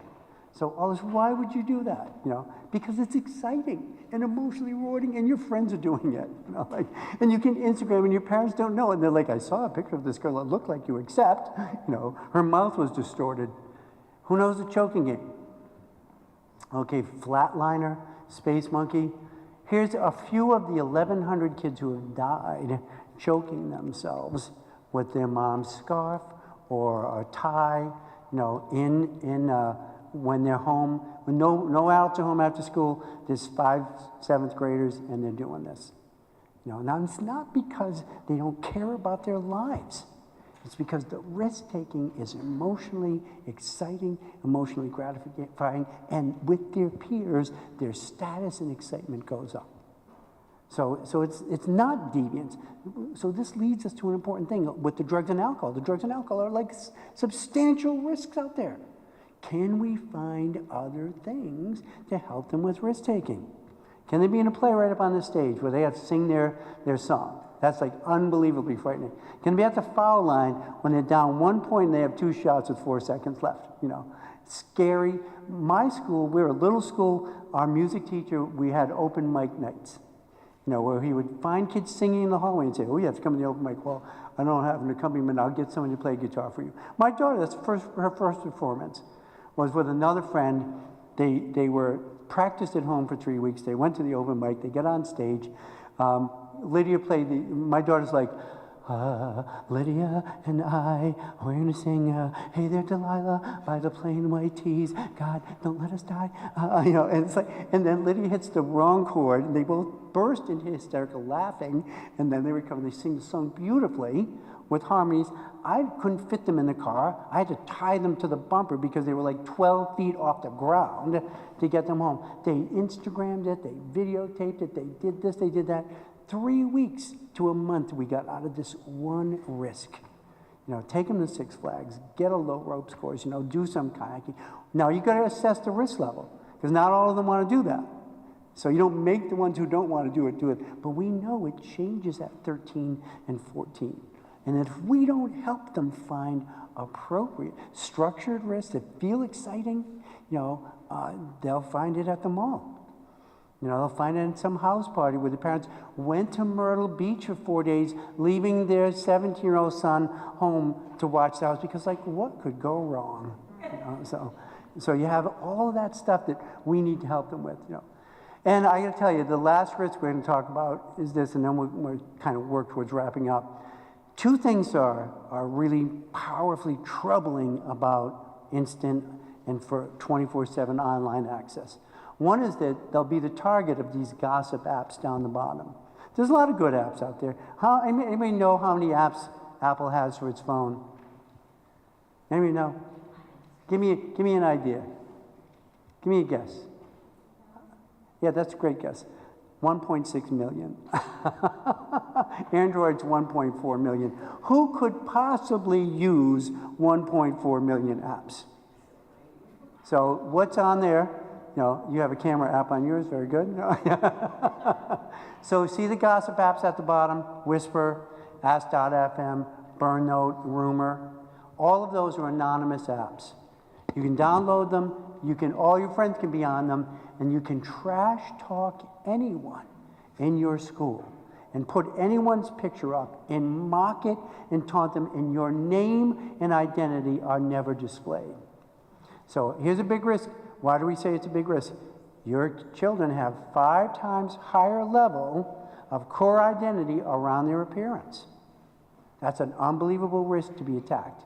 And the sadder, another interesting risk is kids who would never degrade anyone else because they have good character in person are more likely to do it online anonymously. So, you know, you look on your phone, you know, if this app is on there, why is it on there? And, you know, it's supposed to be like so kids can talk with each other, but it's often maliciously used to go after. So that's a big risk we find there. Here's another one. Go to Omegle. Great. Here's an app you can download. What have we told them since they were infants? Don't talk to strangers. This is all anonymous. So they go on, they talk to strangers. Oh, if you're getting along in your text with a stranger from any country, by the way, any state, any city, any country, you write in Seattle. Now, boom, you get all the people who are on Omegle in Seattle by icon, not by name. You click one, you find out are you male or female. You know, if you're getting along for 20 minutes, one of them, usually the male on the other end, you know, of the chat with your daughter will say, "Do you want to go to video chat?" If they say yes, you both click video chat. You cannot unsee, you know, what you're going to see in that video chat. Oh, but that's all right. Omegle says no one under the age of 13 should have this app, you know. So what you're going to see is often rude, gross sexuality on the other end of that video. So these are really creepy things that are out there that, you know, make our kids have a little high risk. Here's a real interesting thing. We have a ton of good studies now that show a change in the brain. This is for video games. We are not worried about violent video games turning good kids violent. There is no data to show that. In fact, there's a lot of data that shows they increase their spatial relationships, their motor coordination, even empathy for their virtual characters if you know someone's more involvement with other kids. There's a ton of good things that come out, even from, you know, Doom and Call of Duty and, you know, Far Out 5 and Witcher and, you know, Legend of Zelda. All the shooter games do not turn good kids into violent kids at all. The real risk is right here, that some of them, here's a brain imaging study done. Now we have a 7-year study coming up at the University of Wisconsin. Brain imaging study done on 154 14-year-olds who are doing more than 40 hours a week of that role-playing multiplayer gaming, and changes in their brain very similar to changes from methamphetamine and cocaine and other addictive things. And we're already seeing DSM-5R, the revised one, is going to have an internet gaming addiction section in the future. How come? They stop going to school. They stop caring about anything else. They argue with you about the game. Look, here we are. Need more of the game. Go through a throw when they don't have it. Can't not play because they have to play and are willing to do it. In fact, we have kids failing out of 9th and 10th grade because they go to school, get off the bus, run to somebody's house and play all day. We have a ton of college freshmen. 40% of the college freshmen in big schools now don't come back for the sophomore year. And here is a huge reason. More males than females. You know, you're paying $62,000 for your kid to go to Dartmouth. They're playing, you know, Doom, you know, playing Witcher until 3 o'clock in the morning and not going to their 9 o'clock class. You know, so this is a real risk here. So, all right, so let's move towards wrapping up here. Here's the big drugs that are going on out there. And they're going to get alcohol faster than they can get any other drug. You know, we know it. Second, nicotine and marijuana are going to be right up there. For the first time in the last 5 years, we have kids talking about their first access to marijuana is from their parents' stash. You know, so you can find the beer in the garage refrigerator. Now you can find the marijuana, you know, in one of the parents' night tables. The pain pills and the heroin are continuing to be a real problem. What's that he's got? That is hand sanitizer. Why does he have hand sanitizer? 68% alcohol, ethyl alcohol, drinkable alcohol. Now it kills, you know, your biome, it kills all the good bacteria in your gut, but it's a cheap and unbelievable high. There's Camels, the dissolvable strips on the left, I'm sorry they were hidden by the picture, and chew sticks on the right, but Camels has manufactured those chew sticks out of soy-based material. Thank you so much for your consideration about our health, you know. There's 100 milligrams of caffeine in a dissolvable strip. Kids are putting them in beer. Okay. Here's the arrow shots. Here's a bunch of middle schoolers taking them before they start class in the morning. So, you know, our job, you know, is to know, like I'm talking to a mom who calls me up. Should I be worried? My daughter has a sleepover like every weekend, and the girls go through like 15 cans of hairspray. Yeah, you should be worried. So I say, are they all in cosmetology school? And she says, no, they're in middle school. And I say, anything else? How do they clean up? Oh, they have like paper towels or rags, and they throw them all in paper bags. That's because they're spraying the rag, throwing the rag in a plastic bag and breathing it in. So this is extremely dangerous. Not only, brain damage, this is one of the few drugs that actually causes organic brain damage, but you don't want to go up. So now I tell her, and then she says, well, the next time they're here, I'm going to barge into that room. I'm like, you are not going to barge into that room. You're going to confiscate the hairspray. Because barging into that room when they're doing it, we know through over 900 fatalities that chlorinated hydrocarbons, solvents in the bloodstream, when there's an adrenaline charge, mom barges in, okay, can cause a sudden fatal event where that kid is dead in 4 minutes. So you're not barging in, but you're paying attention, to your products.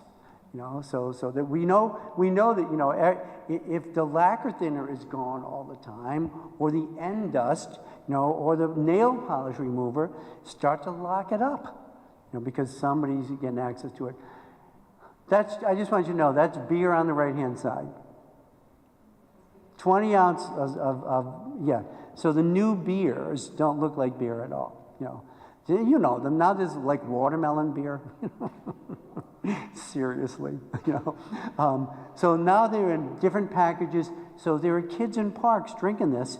You look over there, it looks like iced tea, Looks like some juice drink, That's, by the way, 14% alcohol. 14% alcohol, carbonated 20-ounce beverage. So beers change. Well, just look at this for a quick second. For concerts, I go to concerts every year. Even when I go to concerts, they pat down my coat. It strikes me so funny. First they say, do you realize that you're at the Arctic Monkeys concert? Because the Neil Diamond concert is way over on the other side of town. I'm like, well, and they're like, you could take the bus over there. I mean, it's so funny. This nice young person who's worried about me, like, well, let me get my walker and I'll go over there, And I'm like, I'm here for the Arctic Monkeys. And they're like, you have a floor ticket. Do you know that? I'm like, that's because I'm going to be killed on the floor, I'm at the concert, and they still pat my jacket down, though. Now you put these Mylar bags, and the girls are taping them, underneath their bra. They're soft packs with a soft opening, 4 ounces of whiskey, gin, tequila, So all of this stuff is going on. Look, here's what we're going to pack it up here. Look, no drug is going to do more damage to your child's brain, no drug besides the solvents, than alcohol. 1 year of college binge drinking takes off 10% of the activity. Go from the bottom left to the top left. 10% of cellular material in the prefrontal cortex, the smart part.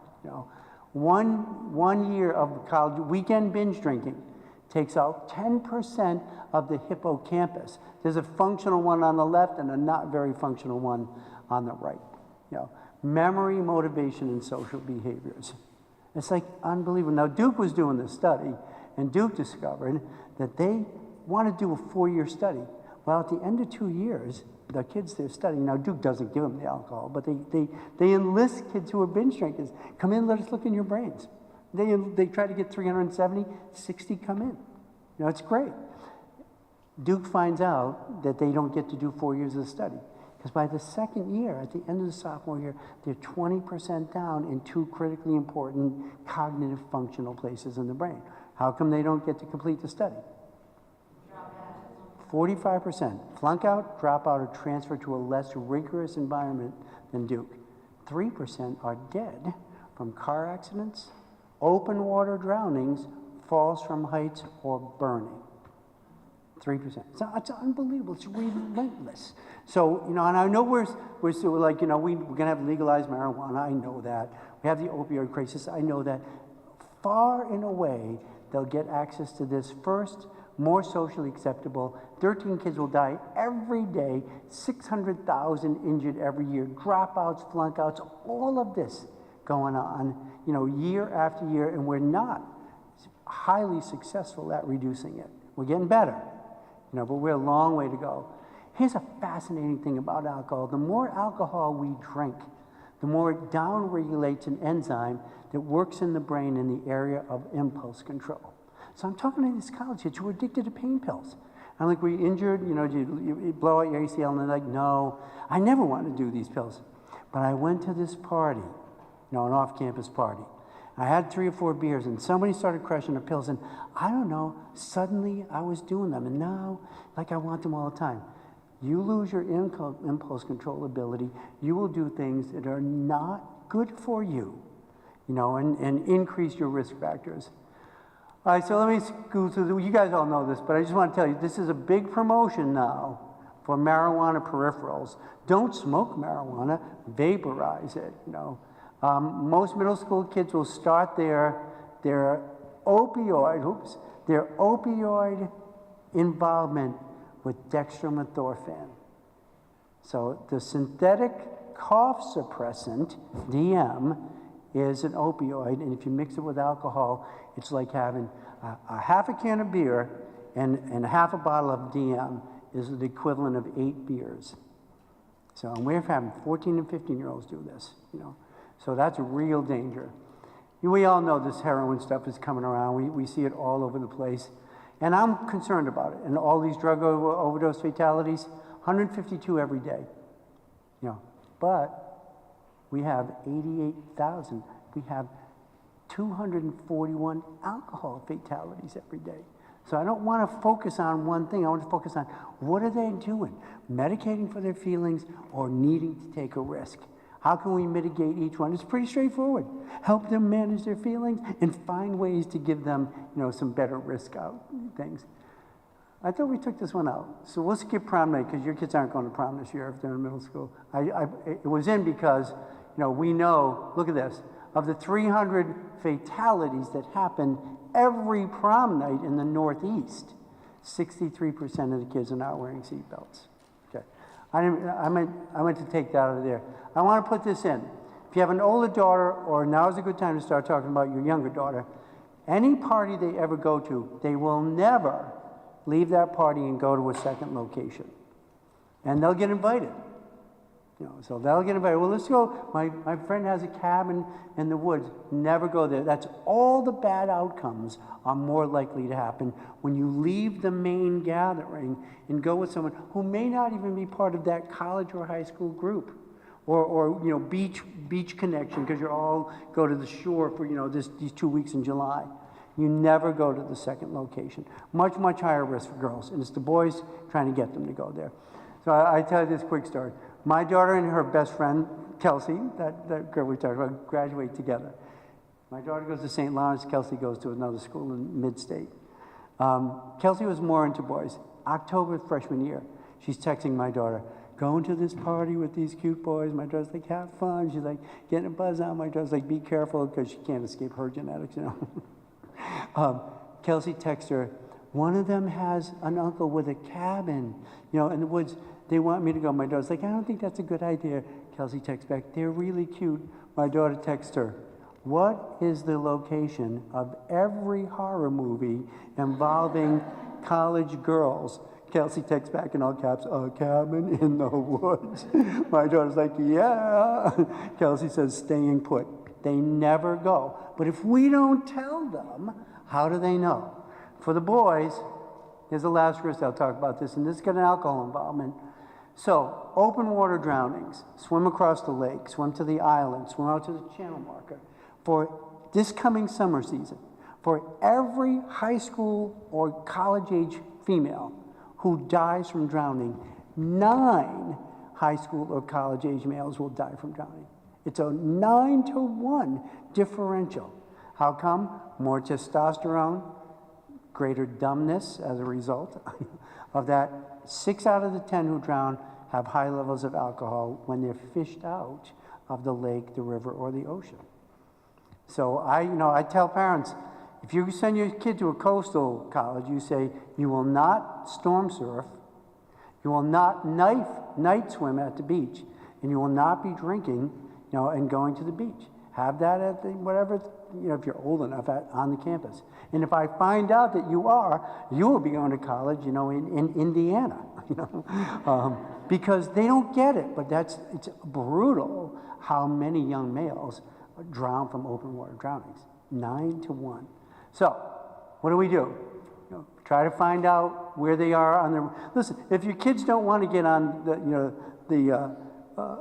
what is it, the elevator with the Tower of Terror, at Disney World, don't take them on it, But if they love those rides, you got to start going it and get used to it. Does anybody suffer from the same delusion I have?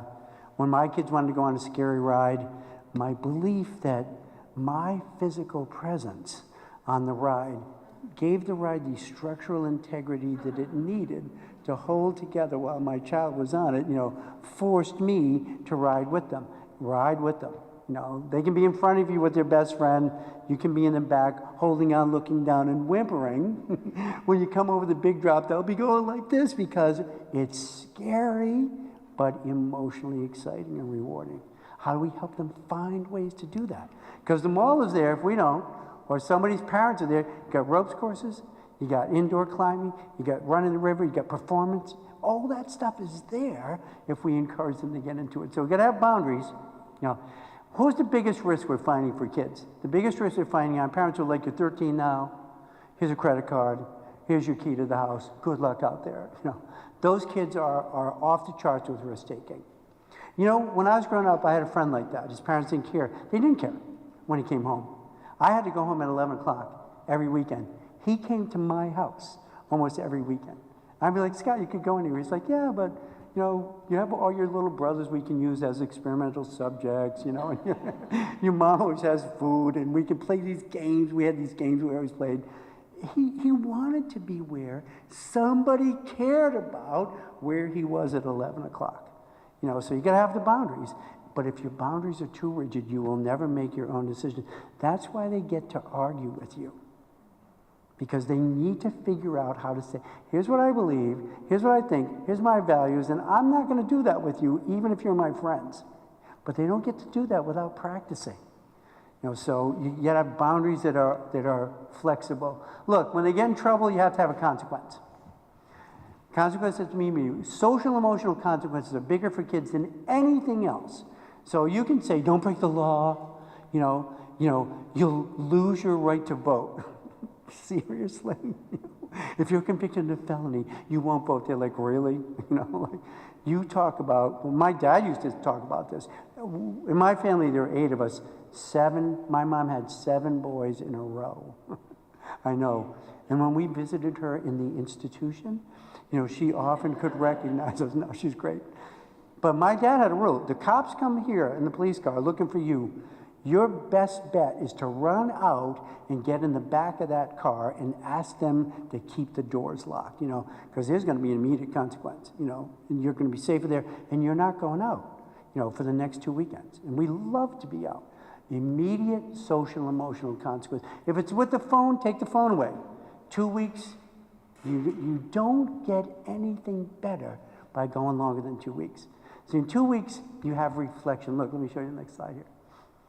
So we use the if-then construct. If you go out to that party, because I say you can, and you get in the car with somebody who's been drinking, if you choose this, then you're choosing not to be out for the next 2 weekends.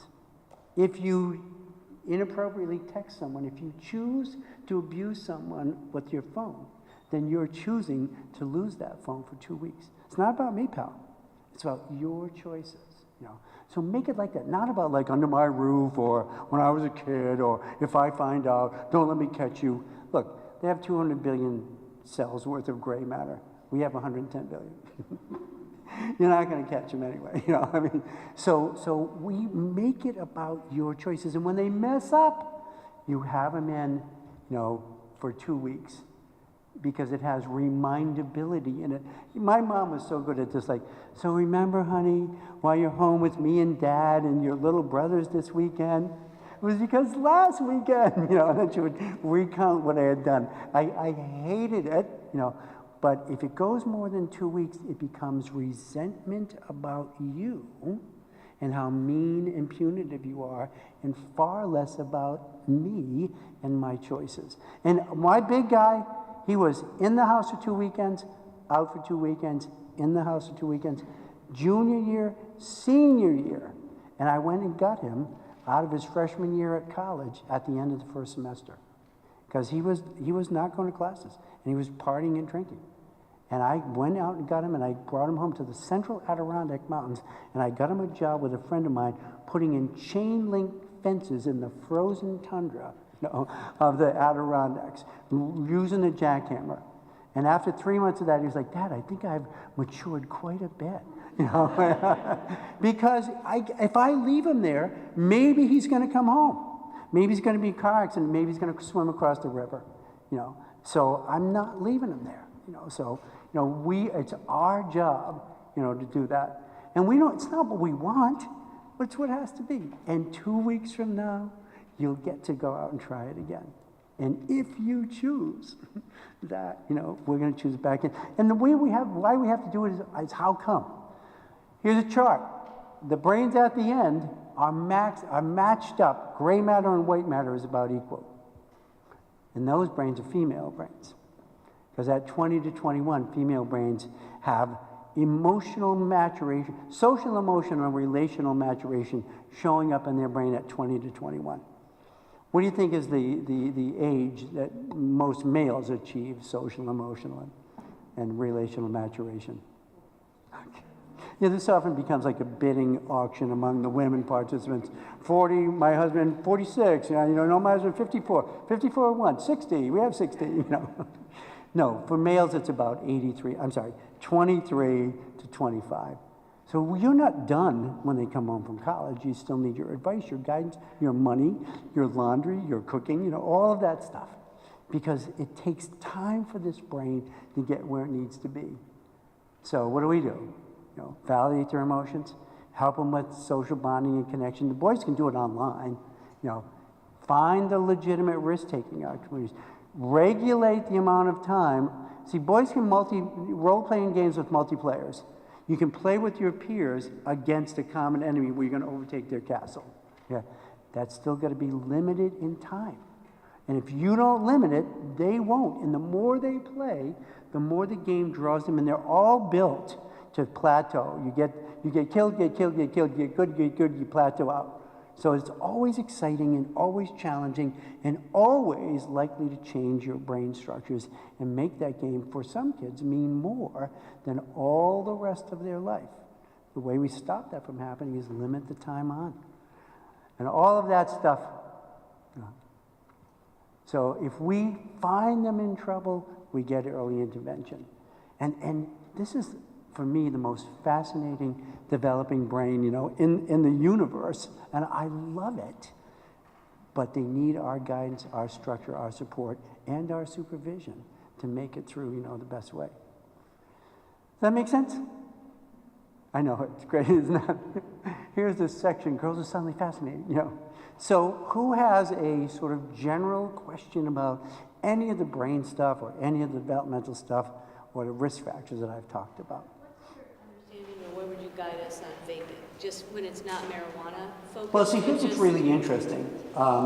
You can vape nicotine.